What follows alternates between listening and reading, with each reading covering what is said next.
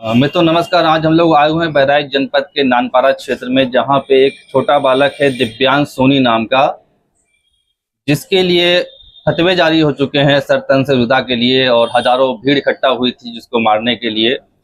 और बालक है और वही पुराना ढर्रा, वही पुरानी तरकीब कि एक मुस्लिम युवक, एक मुस्लिम बच्चा या मुस्लिम युवक कहें, वो हिंदू पक्ष के लोगों की देवी देवताओं के बारे में अभद्र भाषा बोलता है, अभद्र बात बोलता है, भद्दे कमेंट करता है। और यदि जवाब में कोई हिंदू बच्चा या हिंदू युवक उनके लिए कुछ बोल दे तो हजारों की तादाद में ये सब इकट्ठा हो जाते हैं, सर तन से जुदा के नारे लगाते हैं, मारने काटने, घर को जलाने का प्रयास करते हैं और बेहद क्षति और देश का माहौल, जनपद का माहौल खराब करने का और सांप्रदायिक सौहार्द को बिगाड़ने का प्रयास करते हैं। जैसा कि बेंगलुरु में हुआ था, जैसा कि आपका अभी दिल्ली में हुआ, जैसा कि लखनऊ में हुई घटनाएं, उसी प्रकार की घटनाएं लगातार बहराइच में भी होते हुए मेरे साथ में मौजूद हैं। क्योंकि हम मिलने तो परिवार से ही आए थे, पर परिवार चूंकि डर के कारण कहीं अलग है, नहीं मिल सकता है, तो उनके पड़ोसी लोग। भाई साहब क्या नाम है आपका? मेरा नाम रवि सोनी है, सराफा सरकार संघ का मैं अध्यक्ष हूँ। तो आप उन परिवार से कुछ रिलेटिव हैं कि क्या हैं? जी हमारे जो है रिलेटिव हैं जी, और हमारे बिरादरी के भी हैं। सुनार परिवार है, सुनार परिवार के हैं। उस हमारे समाज के हैं, आपके समाज के हैं, और मैं तो कहूँगा सनातन समाज के, सनातन समाज, पूरा सनातन समाज जी, जी, एक हो जाना चाहिए। यदि अस्तित्व बचाना है तो संपूर्ण सनातन समाज को अब एक हो जाना होगा। और सुनार परिवार का बालक है और आप उनके करीबी रिश्तेदार भी, पड़ोसी भी हैं। और क्या क्या घटनाक्रम हुआ था, क्या कैसे वारदात हुई, क्या हुआ वहां? परसों की घटना है ये, 7 तारीख की। ये जो परसों की घटना है, ये घटना हुई है। दो बच्चे जो है वो आपस में, वो दोनों दोस्त हैं। कितने बड़े बच्चे हैं, किस क्लास के? 12 साल के 14 साल के बच्चे हैं। वो होंगे 6 में या 7 में होंगे। और आपस में उनका जो है चैटिंग हुआ। एक हिंदू है, एक मुस्लिम है। हिंदू है, एक मुस्लिम है, और दोनों साथ में पढ़ते हैं, दोनों दोस्त हैं। और वो सोशल मीडिया के माध्यम से उन दोनों में चैटिंग हुई। मुस्लिम लड़के ने हमारे देवी देवताओं के बारे में अभद्र टिप्पणी की। उस लड़के को बर्दाश्त नहीं हुआ, उसने भी उनके धर्म के बारे में टिप्पणी की। इस पे जो है कुछ लोग जो है उग्र होके, लगभग हजारों की संख्या में, हम तो कहते हैं कि जो है लगभग मान के चलिए 5-6 हजार की संख्या में, 5-6 हजार की संख्या में विशेष समुदाय के मुस्लिम समुदाय के लोग आए। और यहाँ पे जितनी भी दुकानें, उनकी यही मंशा थी कि किसी तरीके से सारी दुकानों को फूंक दी जाए और किसी तरीके से वो लड़के को बाहर निकाल के, लड़के का जो जैसे कहते हैं कि सर तन से जुदा, वही उनकी मानसिकता थी कि वो सर को धड़ से अलग कर दें।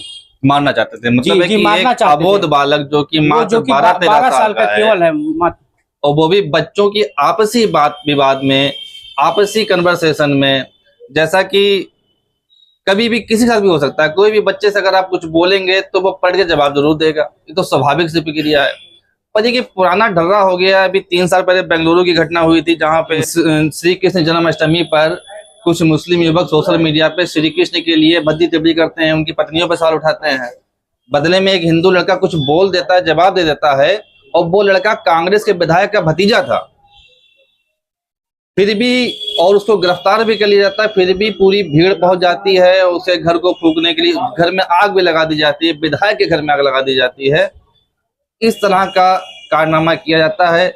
निपुण शर्मा का केस हुआ था, उसमें भी शिवलिंग पर भद्दी कमेंट्स, टिप्पणियां की गई थी, और जब उसने जवाब दिया तो किस तरह के बवाल हुए, वो सब आपने पूरे देश में देखा। ऐसी हजारों घटनाएं हैं, लगातार ये घटनाएं होती हैं। पहले उकसाया जाता है और फिर, अब यहाँ पे तो उकसाया भी नहीं गया, वरना तो केवल दो बच्चे आपस में कुछ भी बात कर रहे थे, कुछ भी बात कर सकते हैं। उन बच्चों की बातों को लेकर के इस प्रकार से रक्तोजागत वाला काम करना, खून खराबे का कार्य करना, ये कहाँ तक जायज है? दूसरी सबसे बड़ी बात कि उस बच्चे को तत्काल पुलिस ने गिरफ्तार कर लिया।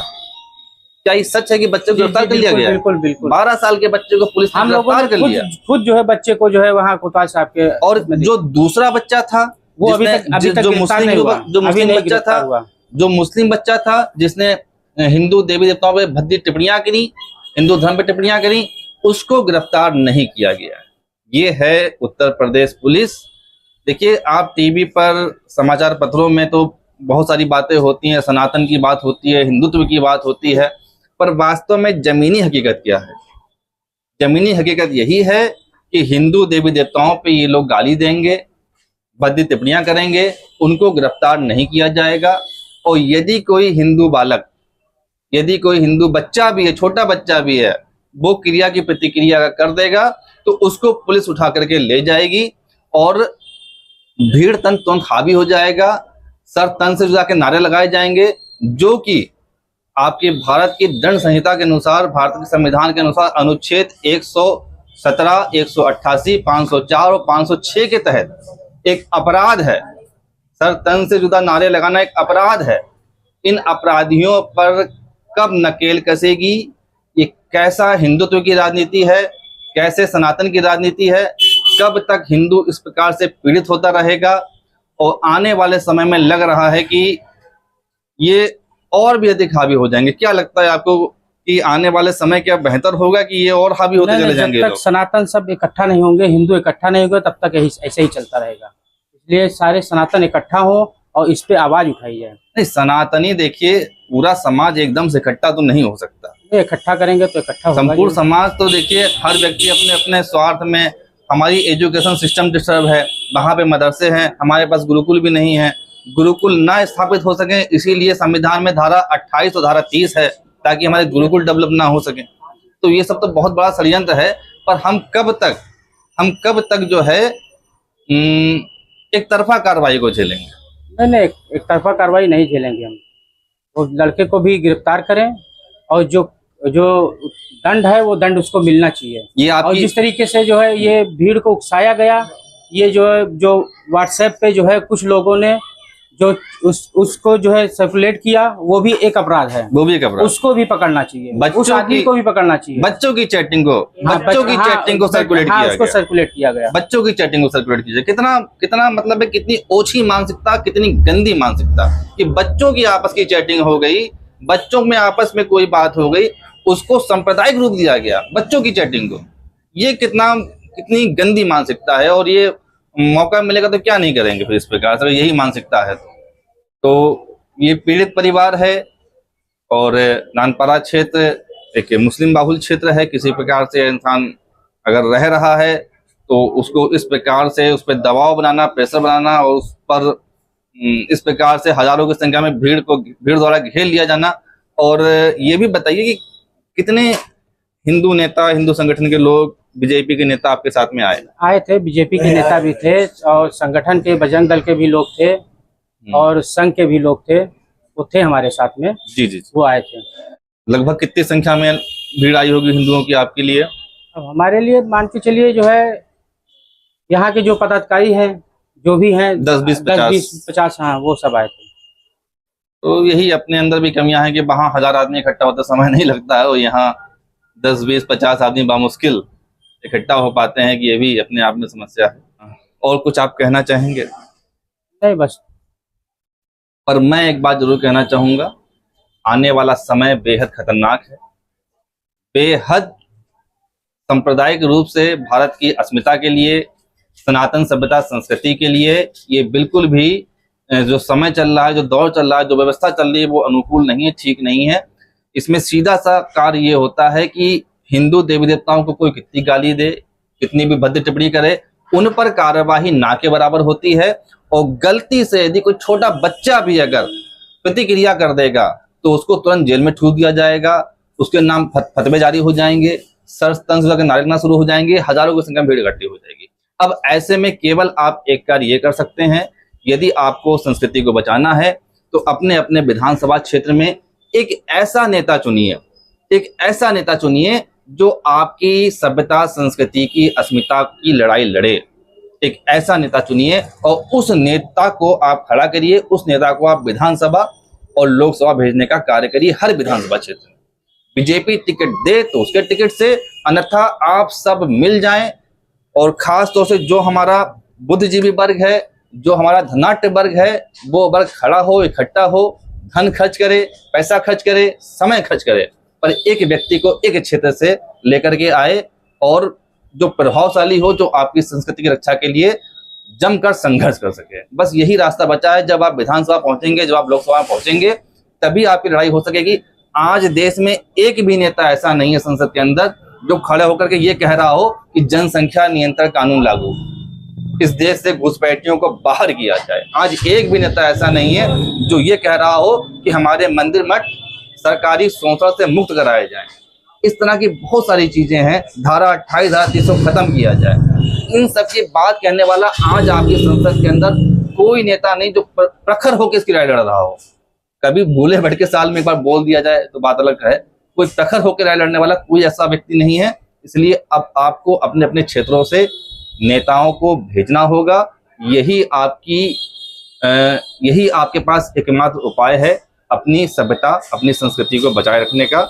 तो अब आप लोग जागृत हों, उठें, खड़े हों, अपनी संस्कृति को बचाएं, अपने ग्रंथों को पढ़ें और दूसरे के ग्रंथों को भी पढ़ें। अगर कुछ टिप्पणी करें तो उनको कोड करके करें।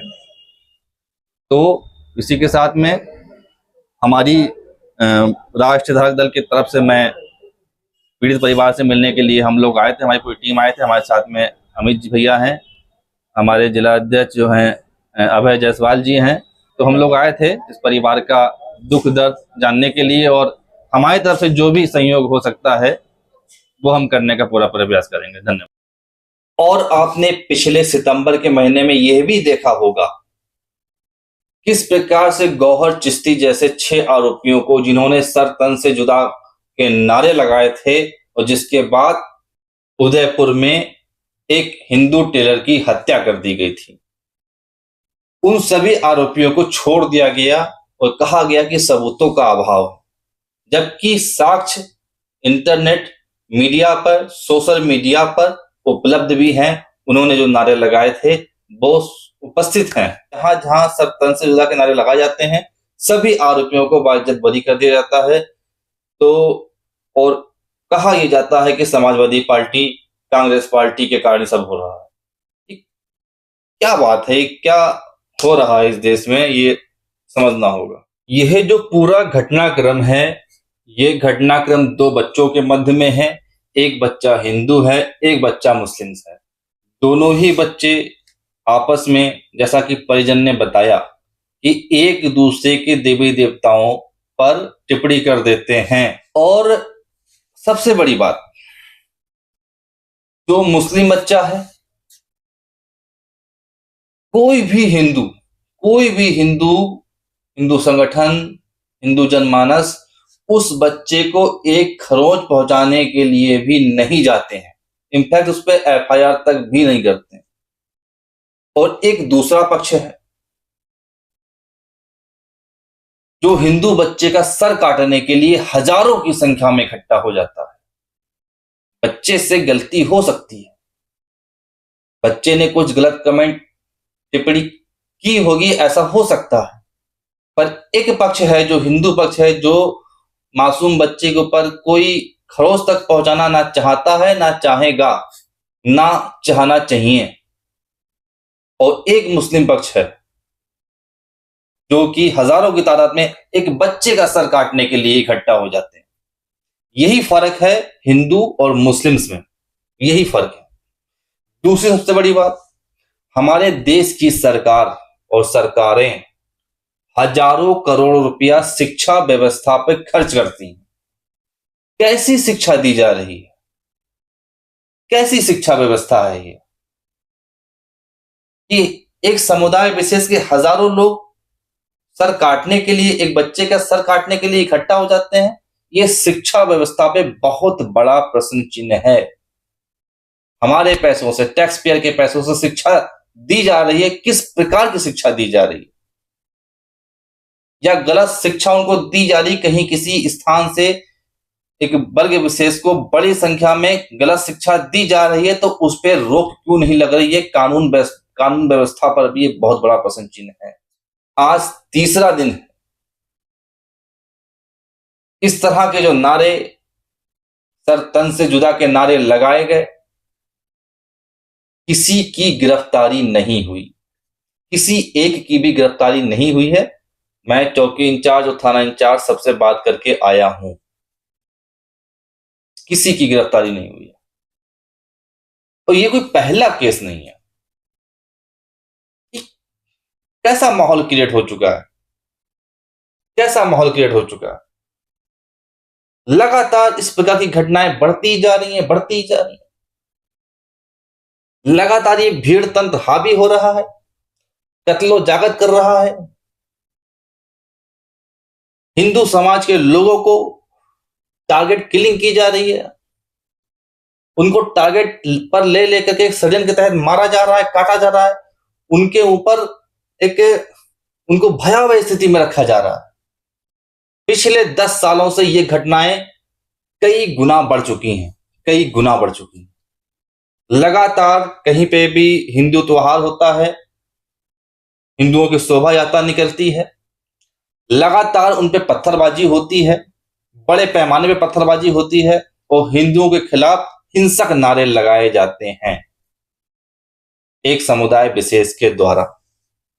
केंद्र में बीजेपी की सरकार है, उत्तर प्रदेश में बीजेपी की सरकार है, राजस्थान में बीजेपी की सरकार है, मध्य प्रदेश में बीजेपी की सरकार है, उत्तराखंड में बीजेपी की सरकार है। अनेक बीजेपी शासित राज्यों में ये घटनाएं हो रही हैं और जहां पे बीजेपी का शासन नहीं भी है, वहां पर यदि ये घटनाएं होती हैं तो क्या बीजेपी जिम्मेदार नहीं है? क्या कोई राज्य का मुख्यमंत्री प्रधानमंत्री से अधिक पावरफुल है, राष्ट्रपति से अधिक पावरफुल है? जब भी इस पर प्रश्न पूछे जाते हैं, सवाल खड़े किए जाते हैं, तो सीधा एक सटीक जवाब दिया जाता है कि कांग्रेस की साजिश, कांग्रेस की सह पर, उत्तर प्रदेश है तो समाजवादी पार्टी की सह पर। ये कौन सा जवाब हुआ? ये कौन सा जवाब हुआ? जो पार्टी सत्ता में है ही नहीं, जिन नेताओं के पास पावर ही नहीं है, आप सीधा सीधा उठा के उनके ऊपर थोप देते हो और एक जवाब दिया जाता है बीजेपी का शासन है, तब तक तो ठीक है। अगर कांग्रेस का होता, समाजवादी पार्टी का होता, तब तो स्थिति बहुत खराब, भयावह हो जाती। भयावह स्थितियां हैं, हो जाती नहीं, भयावह स्थितियां हैं। स्थितियां बेहद बेहद खराब हैं, बेहद भयावह स्थितियां हैं और पिछले 10 सालों में स्थितियां बेहद खराब हुई हैं। चिंतन का, मनन का विषय है, अब बड़े फैसले लेने का विषय है। राष्ट्र धारक दल का उदय भी इन्हीं कारणों से हुआ है और हम लोगों का एक ही उद्देश्य है, एकमात्र उद्देश्य है, भारतीय सभ्यता संस्कृति और सनातन सभ्यता संस्कृति की रक्षा होनी चाहिए, इन लोगों की रक्षा होनी चाहिए, यही एकमात्र उद्देश्य है। और जो विदेशी संस्कृति देश पर हावी हो रही हैं, इसको रोकना, इनको रोकना, यही अपना उद्देश्य है। और इन सभी समस्याओं का समाधान हो सकता है, हो सकता है। कुछ भी, कोई ऐसी बीमारी नहीं जिसका इलाज नहीं है। समस्या का समाधान हो सकता है यदि सरकार चाहे तो, यदि आप लोग चाहें तो, यदि आप लोग चाहें तो समस्याओं का समाधान हो सकता है। राष्ट्र धारक दल भी इस समस्याओं का समाधान कर सकता है और बिना सत्ता में पहुंचे कर सकता है, यदि आप लोग साथ दें तो। धन्यवाद।